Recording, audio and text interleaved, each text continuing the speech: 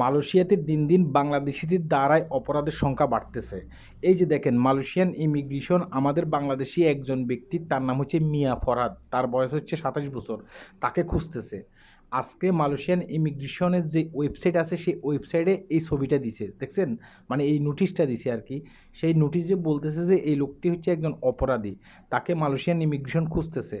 আপনারা কেউ যদি এই লোকটাকে দেখে থাকেন তাহলে মালয়েশিয়ান ইমিগ্রেশন বিভাগে ফোন করার জন্য বলছে। আমি বিস্তারিত আমার কমেন্ট বক্সে দিয়ে দেবো এখানে আর কি। এই লোকটার সর্বশেষ ঠিকানা ছিল যে মালয়েশিয়ার কুয়ালালামপুরের চৌকিট এরিয়াতে। এই লোকটার সর্বশেষ ঠিকানা ছিল ওখানে। ওই লোকটা সর্বশেষ ওখানে ছিল আর কি। পরবর্তীতে তাকে আর দেখা যায়নি। এখন আপনি প্রশ্ন করতে পারেন যে এই লোকটা কি অপরাধ করছে।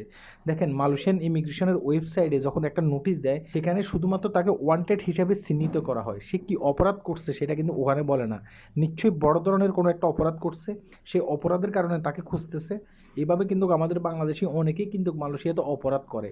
আর একজন অপরাধ করার পরে 5 জন বাংলাদেশির নাম পড়ে কিন্তু সেখানে। আর এইসব লোকদের কারণে আজকে বাংলাদেশিদের বদনামি বিদেশের মাটিতে। এখন দেখা গেছে কি, মালয়েশিয়ানরা মাঝে মধ্যে আমাদেরকে দেখলে আড়াল চোখে থাকে, এভাবে দেখে, ঠিক আছে? আগে কিন্তু একটা সময় আমাদেরকে তারা ভালো জানতো, এখন আমাদেরকে দেখলে তারা এভাবে দেখে, ঠিক আছে? মনে হয় যে আমরা তাদেরকে যে কোনো সময় খেয়ে ফেলতে পারি, আমরা যে কোনো সময় একটা অপরাধ করে ফেলতে পারি।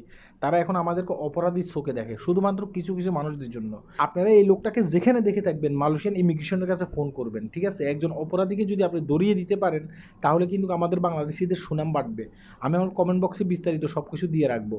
আর একজন বাংলাদেশি অপরাধ করার কারণে যেন পুরো বাংলাদেশি কমিউনিটি অপরাধের শিকার না হয়। কেউ যেন আমাদেরকে এটা না বলতে পারে যে পুরো বাংলাদেশের লোক হচ্ছে অপরাধী, এটা যেন কেউ না বলতে পারে। তাই এই লোকটাকে ধরিয়ে দেওয়ার দায়িত্ব হচ্ছে আপনার। আপনি যেখানে এই লোকটাকে দেখবেন সেখান থেকে কিন্তু ধরিয়ে দেওয়ার চেষ্টা করবেন, তাদের কাছে ফোন করবেন, তাহলে আমাদের জন্য কিছুটা হইলে ভালো হইব। আল্লাহ হাফেজ।